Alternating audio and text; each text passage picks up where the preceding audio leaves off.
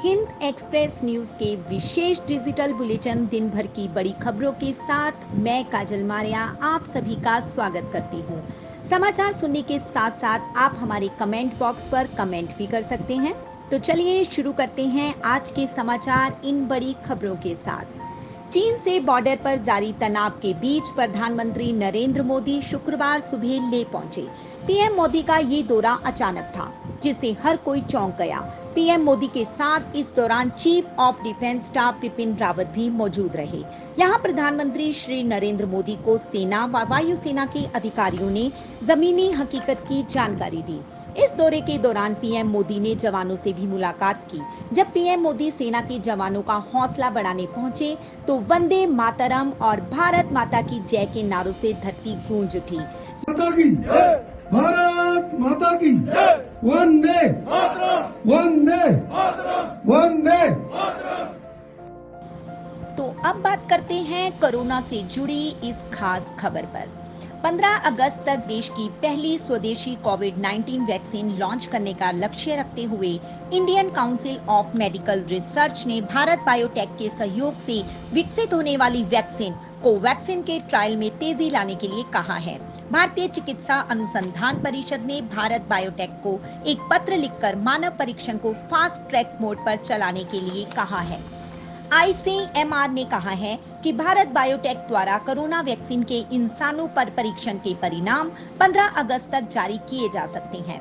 इसका मतलब कि देश की पहली स्वदेशी कोरोना वैक्सीन कोवैक्सीन 15 अगस्त तक लॉन्च की जा सकती है। देश दुनिया में कोरोना वायरस के मामले लगातार बढ़ रहे हैं। भारत में शुक्रवार को पहली बार एक दिन में कोरोना वायरस के मामले 21,000 के करीब दर्ज किए गए हैं। देश में 24 घंटे में 20,903 नए केस दर्ज किए गए, जबकि 379 लोगों की जान गई। इसके बाद देश में कुल केस की संख्या 6,25,544 हो गई है। इनमें से 2,27,439 सक्रिय मामले हैं। भारत कोरोना वायरस संक्रमण के कुल मामलों में चौथे नंबर पर है। वहीं सक्रिय केस के स्तर पर अब तीसरे स्थान पर पहुंच गया है।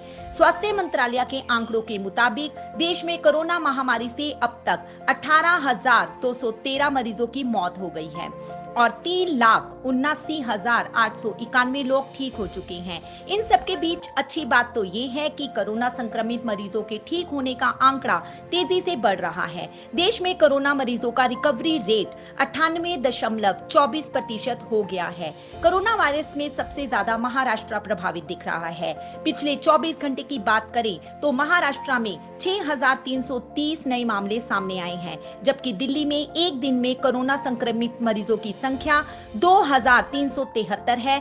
तमिलनाडु में 4,343, उत्तर प्रदेश में 769, पश्चिम बंगाल में 649, राजस्थान में 350 और पंजाब में 116 नए मामले सामने आए हैं। नीट, जेईई मेन और एडवांस्ड की परीक्षा की तारीख बदली। एचआरडी मिनिस्टर ने किया ऐलान। छात्रों के अनुरोध और विरोध के बाद जेईई मेन और नीट परीक्षा को स्थगित कर दिया गया है। इन दोनों ही परीक्षाओं को अब सितंबर में आयोजित किया जाएगा। मानव संसाधन विकास मंत्री रमेश पोखरियाल निशंक ने ट्वीट कर इसकी जानकारी दी। रमेश पोखरियाल निशंक ने जानकारी देते हुए कहा, छात्रों की सुरक्षा को ध्यान में रखते हुए और गुणवत्तापूर्ण शिक्षा सुनिश्चित करने के लिए हमने जेईई और नीट परीक्षाओं को स्थगित करने का निर्णय लिया है। जेईई मेन की परीक्षा 1 से 6 सितंबर के बीच आयोजित की जाएगी। जेईई एडवांस्ड की परीक्षा 27 सितंबर और नीट की परीक्षा 13 सितंबर को आयोजित की जाएगी। परीक्षा 1 सितंबर से और 6 सितंबर के बीच की जाएगी, जबकि नीट की परीक्षा को 13 सितंबर को सुनिश्चित किया गया है। और आपको ये भी जिज्ञासा होगी कि जेईई एडवांस को कब होना है, तो 27 सितंबर 2020 को उसकी भी परीक्षा की तिथियों को निश्चित किया गया है।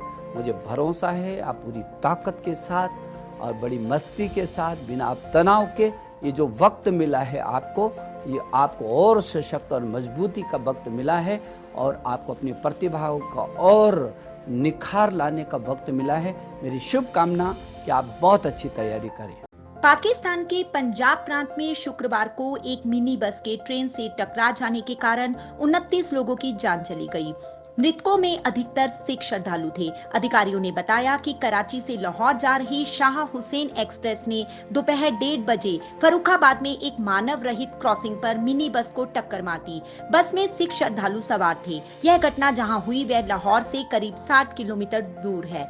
वाहिगुरू जी का खालसा वाहिगुरू जी की फतेह। साध संगत जी, ਅੱਜ ਪਾਕਿਸਤਾਨ ਦੇ ਵਿੱਚ ਇੱਕ ਬਹੁਤ ਵੱਡਾ ਹਾਦਸਾ ਹੋਇਆ। ਸਾਡੀ ਸਿੱਖ ਕੌਮ ਜਿਹੜੀ ਕਿ ਇੱਥੇ ਬਹੁਤ ਥੋੜੀ ਜਿਹੀ ਕੌਮ ਹੈ, ਉਹਦੇ ਵਿੱਚ ਐਡਾ ਵੱਡਾ ਹਾਦਸਾ ਹੋਇਆ ਕਿ ਨਾ ਭੁੱਲਣ ਵਾਲਾ।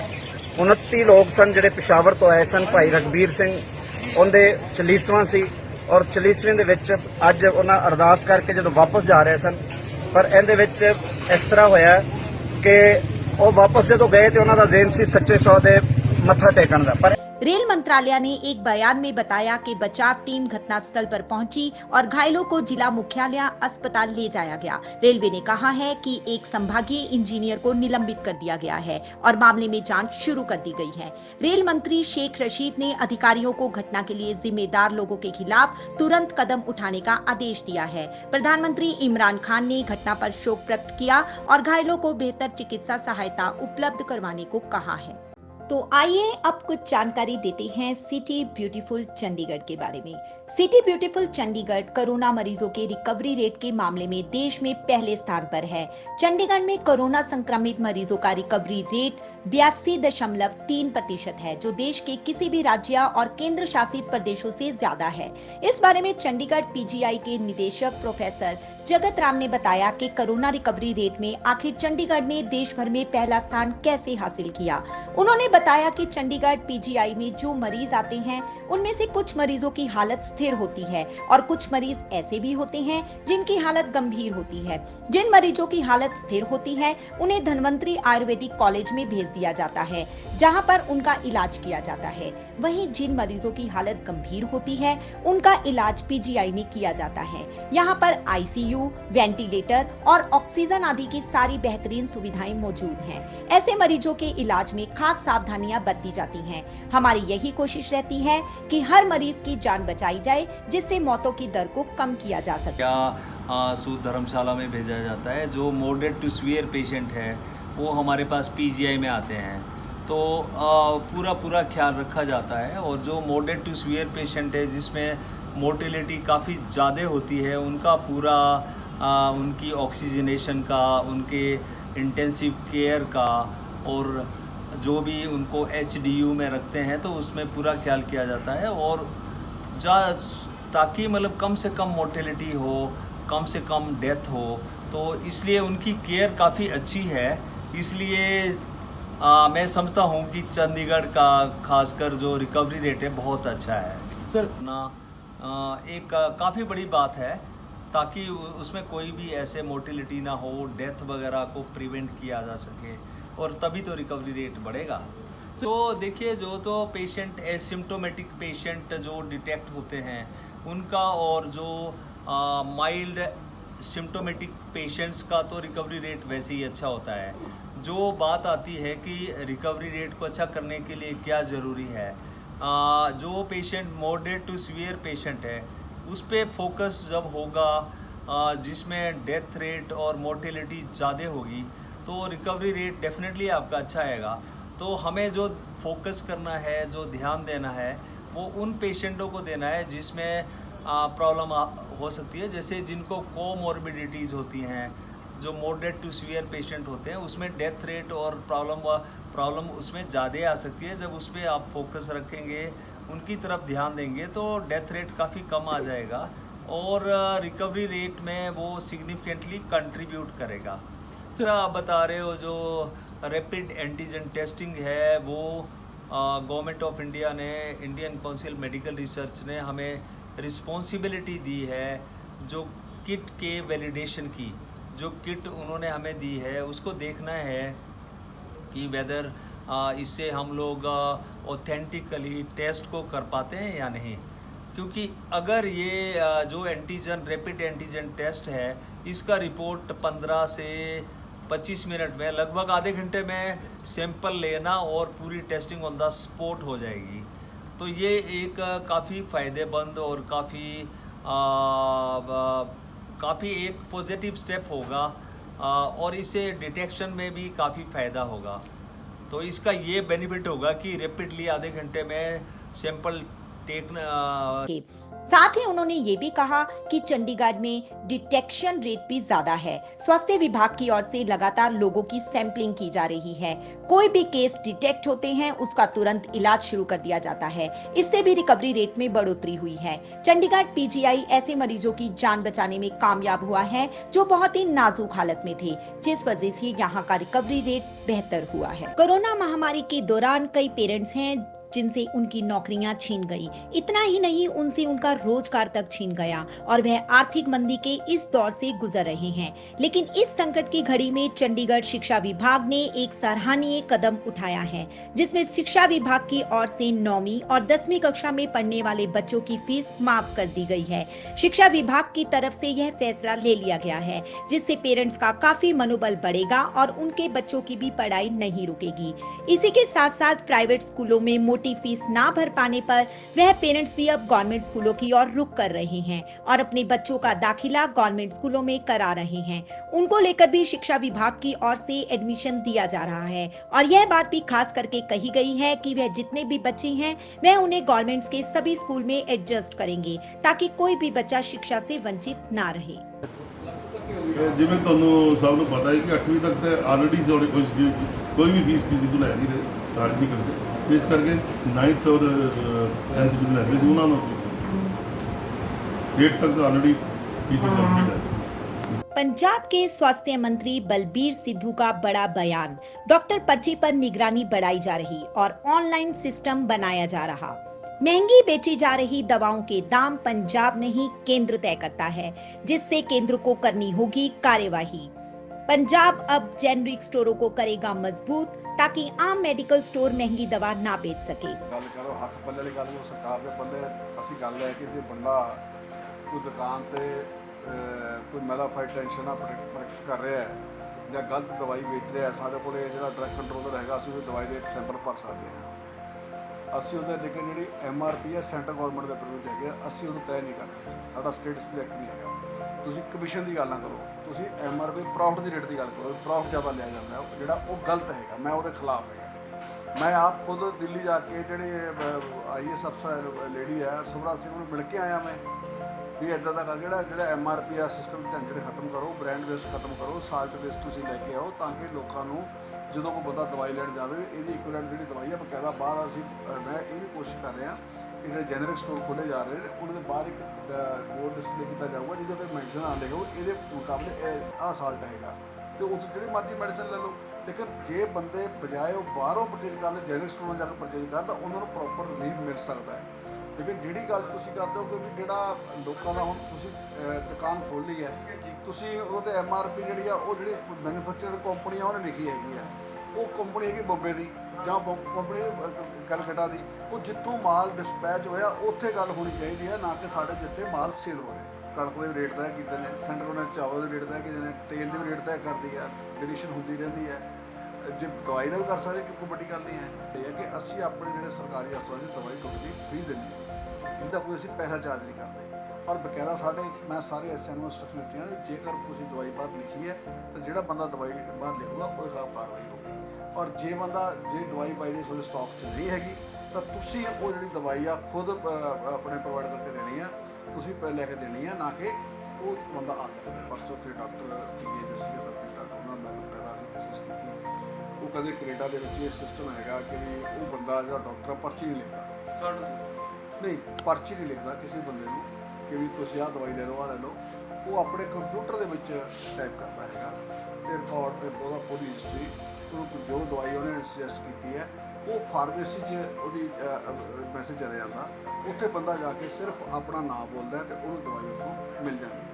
ਅਤੇ ਇੱਕ ਤਾਂ ਉਹ ਜਿਹੜਾ ਪਰਚੀ ਲਿਖਣ ਦਾ ਕੰਮ ਹੋ ਗਿਆ, ਦੂਸਰਾ ਸਾਡਾ ਕੰਟਰੋਲ ਹੋ ਗਿਆ ਕਿ ਸਾਡੇ ਕੋਲ ਜੋ ਉਹਦਾ ਕੰਟਰੋਲ CMO ਕੋਲੇ ਅਤੇ ਸਟੇਟ ਹੈਡਕੁਆਟਰ 'ਤੇ ਹੋਏਗਾ ਕਿ ਕਿਹੜੀ ਦਵਾਈ ਸਾਡੇ ਸਟਾਕ ਸੀਗੀ।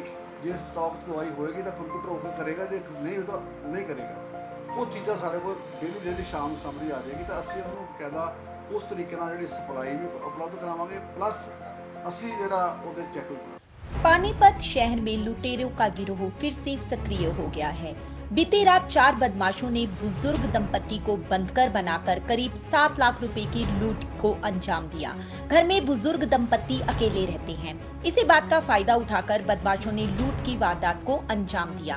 पड़ोस में लगे सीसीटीवी में रात 1 बजे के करीब 4 संदिग्ध कैद हुए हैं। सीसीटीवी फुटेज में 2 संदिग्ध बाइक पर जाते दिखाई दे रहे हैं, जबकि 2 पैदल हाथ में डंडा लिए इधर-उधर घूम रहे हैं।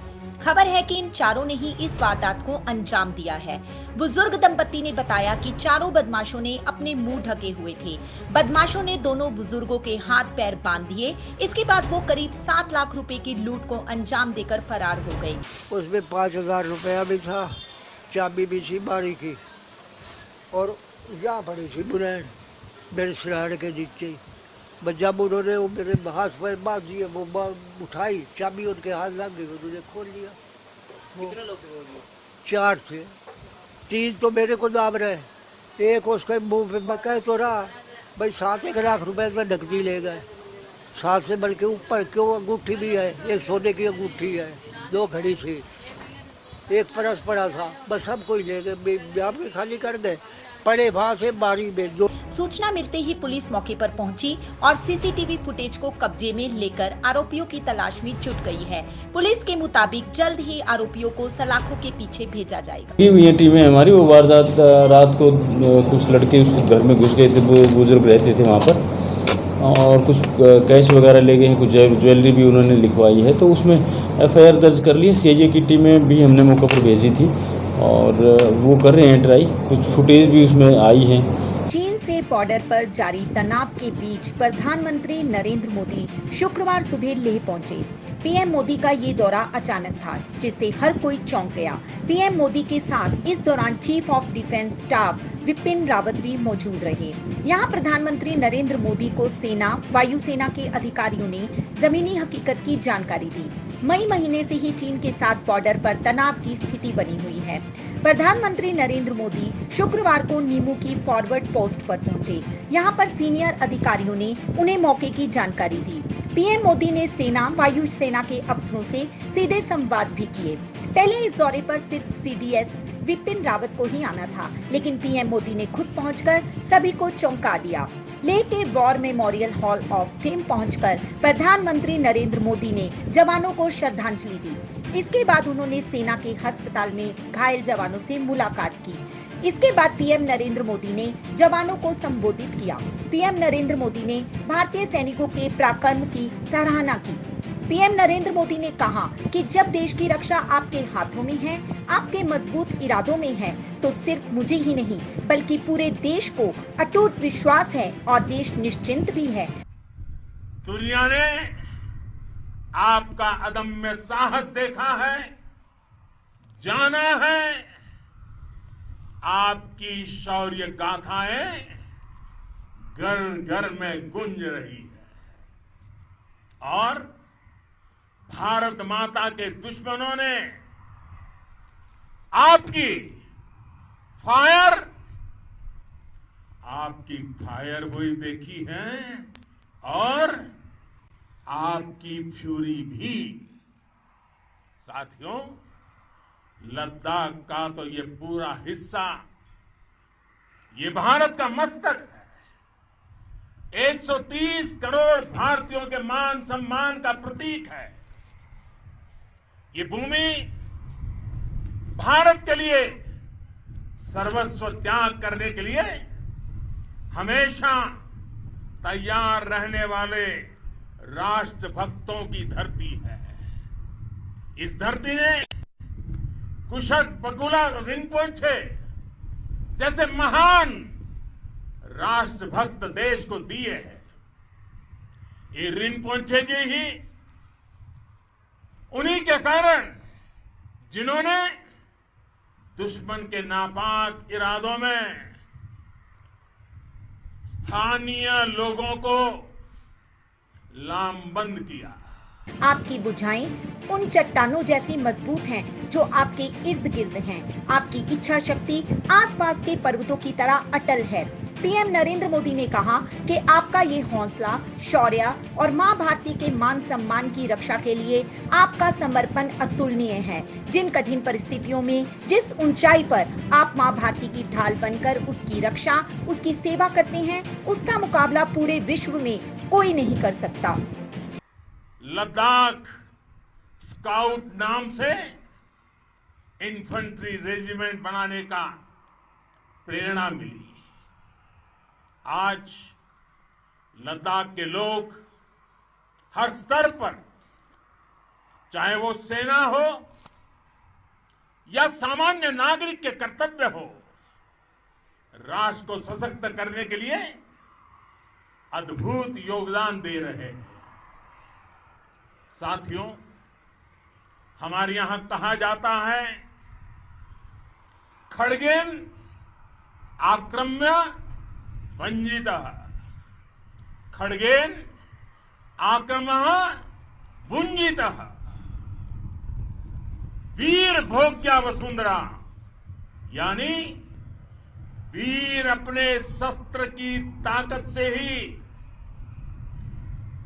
धरती की, मातृभूमि की रक्षा करते हैं। ये धरती वीर भोग्या है, वीरों के लिए है। इसकी रक्षा सुरक्षा को हमारा समर्थ और सामर्थ्य, हमारा संकल्प हिमालय जितना ही ऊंचा है। ये सामर्थ्य और ये संकल्प में इस समय आपकी आंखों में मैं देख सकता हूं, आपके चेहरों पर ये साफ साफ नजर आता है। आप उसी धरती के वीर हैं जिसने हजारों वर्षों से अनेकों आक्रांताओं के हमलों को, अत्याचारों का मुंह तोड़ जवाब दिया है। पीएम नरेंद्र मोदी ने कहा कि अभी जो आपने और आपके साथियों ने वीरता दिखाई है, उसने पूरी दुनिया में ये संदेश दिया है कि भारत की ताकत क्या है। मैं गलवान घाटी में शहीद हुए सैनिकों को आज फिर से श्रद्धांजलि देता हूँ। उनके पराक्रम, उनके सिंहनाद से धरती अब भी उनका जयकारा कर रही है। भारतीय सेना के जवानों की तारीफ करते हुए पीएम नरेंद्र मोदी ने कहा कि 14 कोर की जांबाजी के किस्से हर तरफ हैं। दुनिया ने आपका अदम्य साहस देखा है। आपकी शौर्य गाथाएं घर घर में गूंज रही हैं। भारत के दुश्मनों ने आपकी फायर भी देखी है और आपकी फ्यूरी भी। आपका अभिनंदन करता हूं। मैं गलवान घाटी में शहीद हुए अपने वीर जवानों को भी पुनः श्रद्धांजलि अर्पित करता हूं। इनमें पूरब से, पश्चिम से, उत्तर से, दक्षिण से,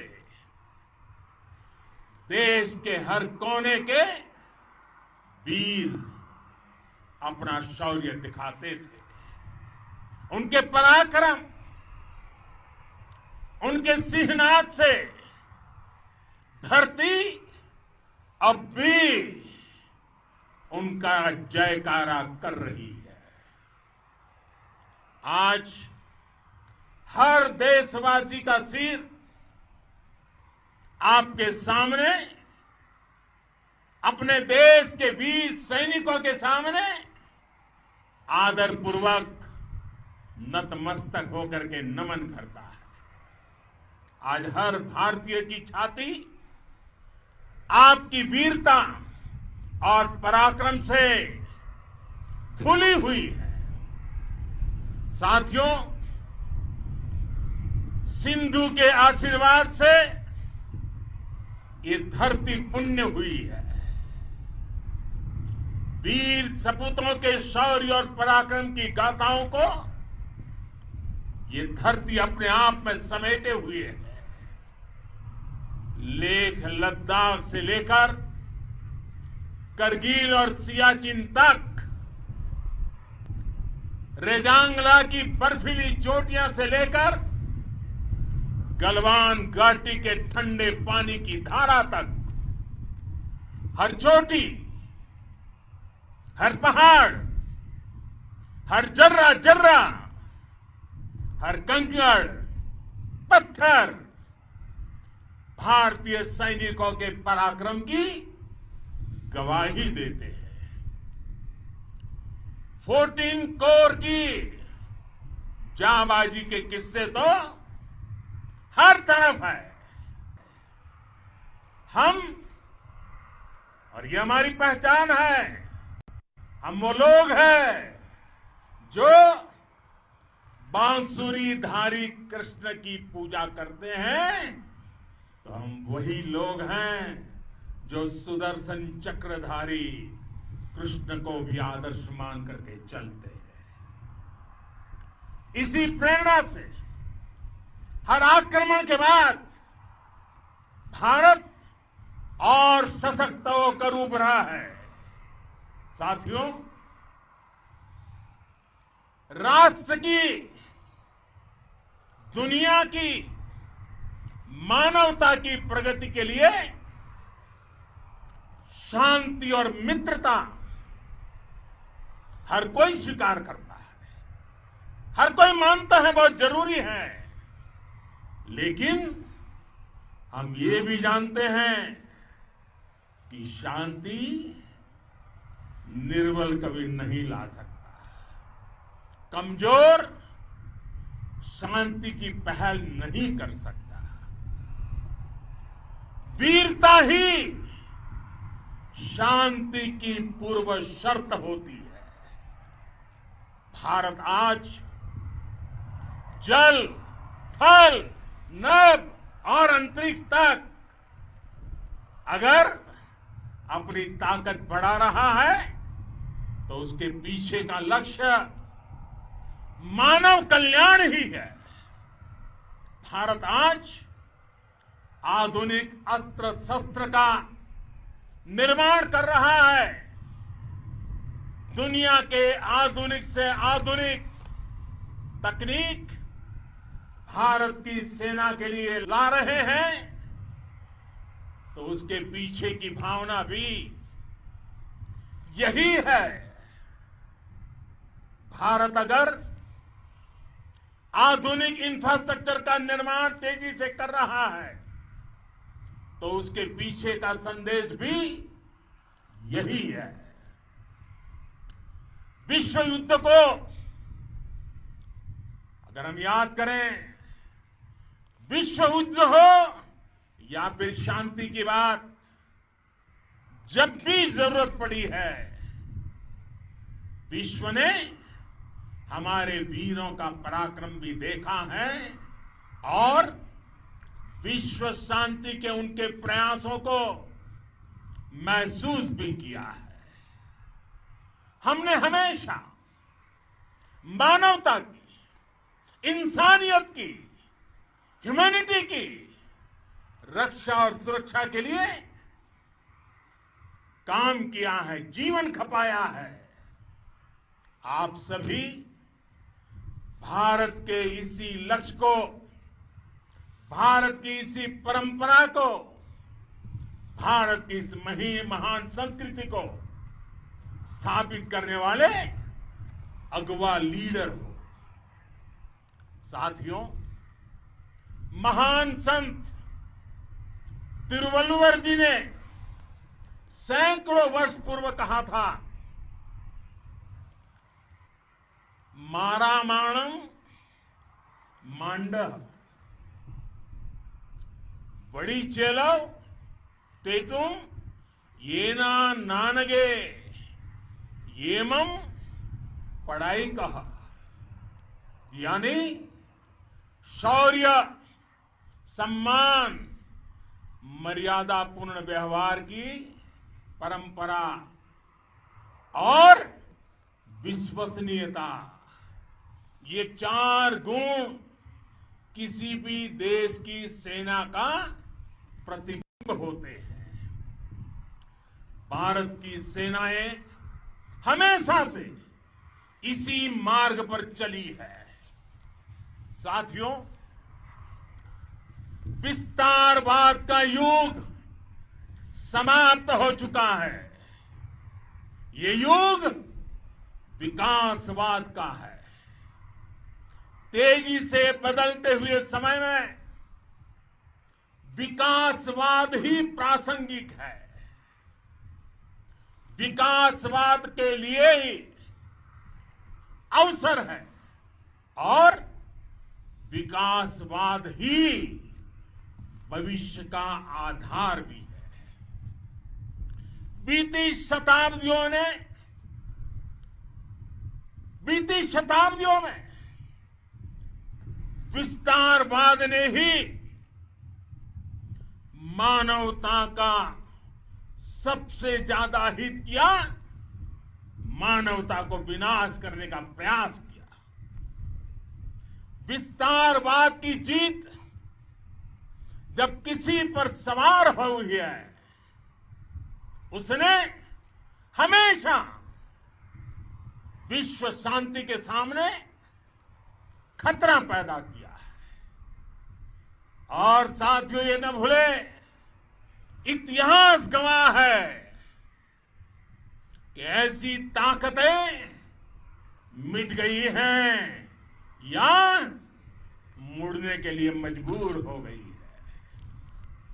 विश्व का हमेशा यही अनुभव रहा है और इसी अनुभव के आधार पर अब इस बार फिर से पूरे विश्व ने विस्तारवाद के खिलाफ मन बना लिया है।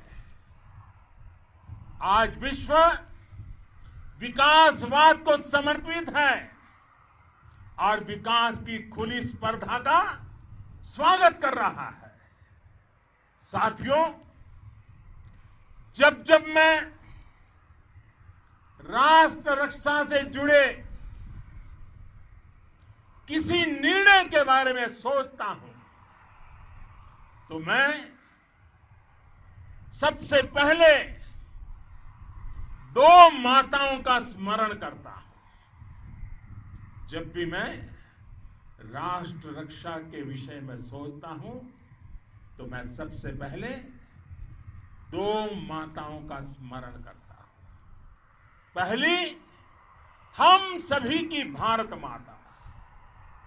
जब मैं दो माताओं का स्मरण करता हूं, पहली हम सभी की भारत माता और दूसरी वे